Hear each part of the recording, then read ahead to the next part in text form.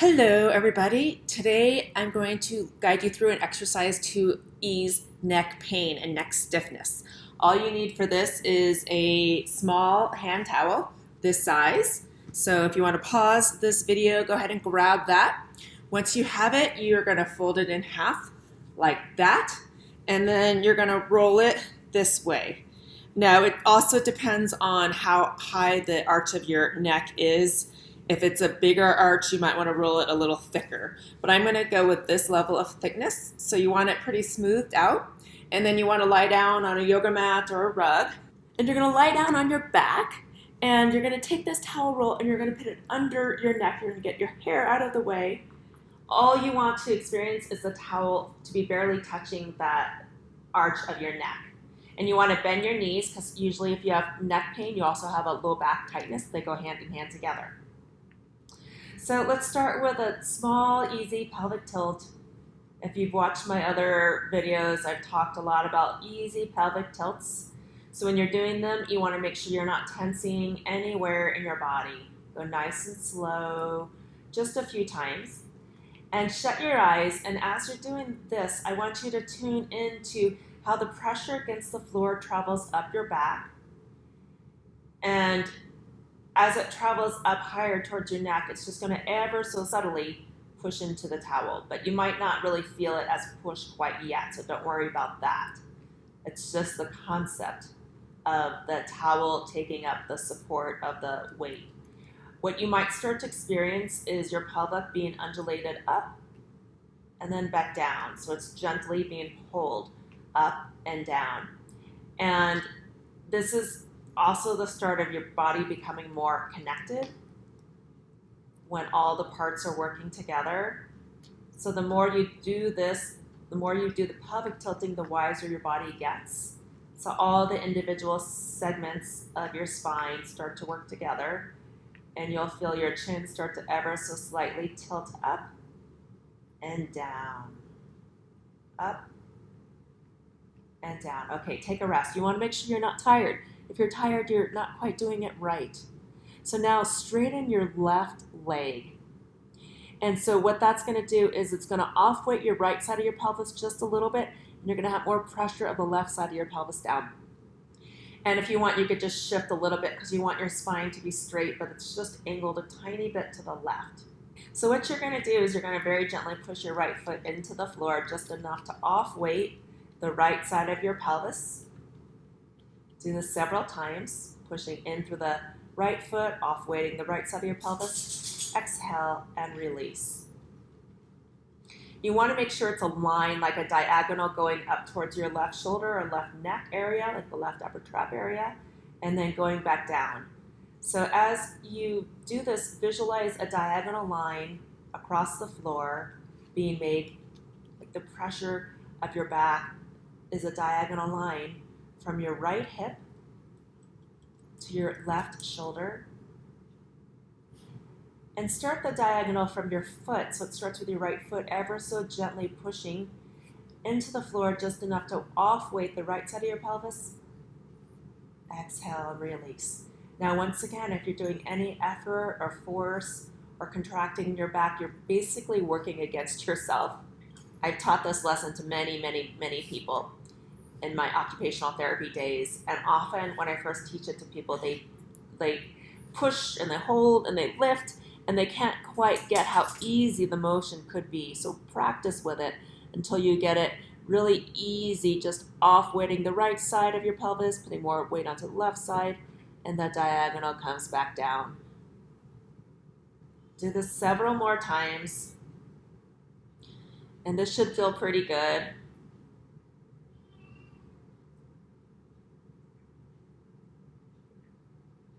Okay, and then take a break. And if you want, you could even take the towel roll away and feel the difference that you're going to feel. You might feel more of the right side of your body in contact with the floor. Very gently roll your head to the left, back to the center, and then to the right. And you should notice a difference in how it's easier to go to the left, although maybe the left side was much more stiff at the beginning. Every person's body is different, but my point is This lesson should have loosened up the ease of range of motion turning to the left. So see if you could feel the difference. I know it seems like such small movements aren't doing anything, but they are. So go ahead and bend your knees about hips width apart. And let's take that towel roll again. And we're going to roll all the way onto the side. Now this time, if you want to roll it a little bit thicker, you could. So what you could do as an option is you could roll it again this way and then roll it up just a little bit thicker. So it's more of this level of thickness. And then you're going to place it under your head and move your hair out of the way. And this time you're going to roll even more to the left side. The left leg is straight, the right knee is bent. And position yourself so you're going to actually turn your whole torso a little bit more onto the left side. And then from this position, you're going to first think about that diagonal line from your right hip to the left shoulder, because that's the trajectory that this movement is going to create. And you can think about this a few times first before you actually do it, because thinking organizes the body. So it's just an ever so slight push through the right foot. It might even feel like you're not doing anything, but you are. So very gently push through the right foot. And you'll feel your head just ever so subtly going upward. Everything in Feldenkrais is subtle.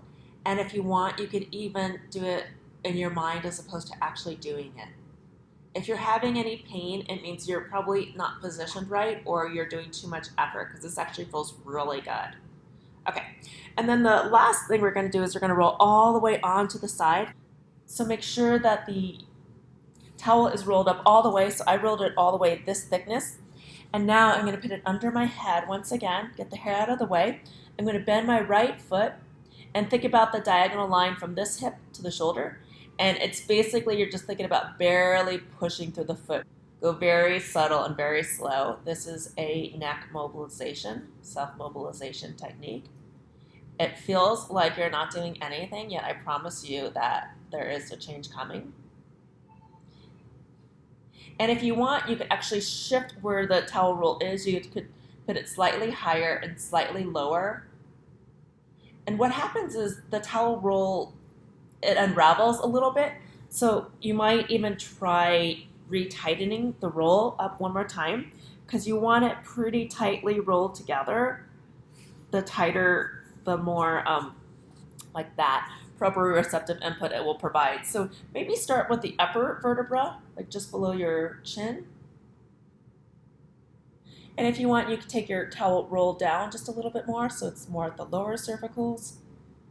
And do this just a few times, rolling up and down. And by rolling, I mean barely. So there's just barely a tilting of my pelvis here, barely tilting up and barely tilting down.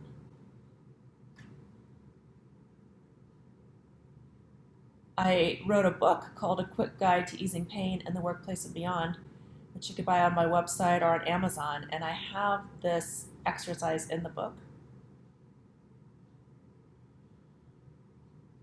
I've taught this one to a lot of people, but I often feel like when I first teach it to people, they put too much effort and too much work into the movements. But it's very, very simple. Okay, so now I'm going to, in a moment, ask you to take the towel roll away, but make sure you avoid looking up and lifting your head. It's sometimes easier just to come over to the crown of your head and lift up your head with the help of the other hand, so you don't have to do any muscle effort, especially since we just released all the effort in our neck muscles. And then you're going to roll onto your back, and you're going to feel the difference. What's the difference now between how the right side and the left side is making contact with the floor? What's the shape of the shoulder blade on the right side versus the left?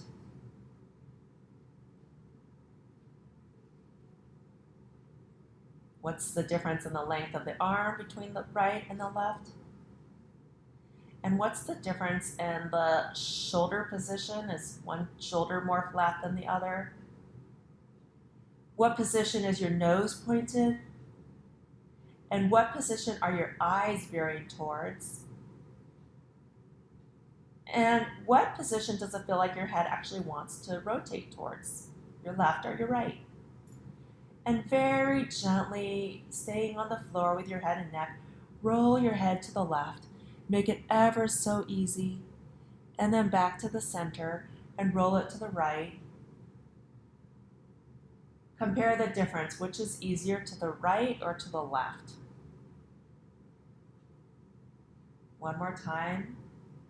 Notice how far it rolls to compared to the beginning. Okay, that's enough. You don't want to overdo it. Just take a rest and breathe.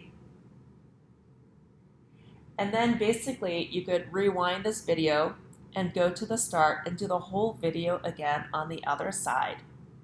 When you come up, you want to come up the proper way, which is without working your neck muscles. The way to do that is elbow, hand on the floor. And I want you to think about, you're going to push both of these. This is your force vector. You're going to push these into the ground, and you're going to think about using your pelvis and rolling your pelvis that way. So pulling your pelvis is going to pull your head down, and your head is going to come out without any effort. So it's kind of like your head slides up, and then it comes up like so.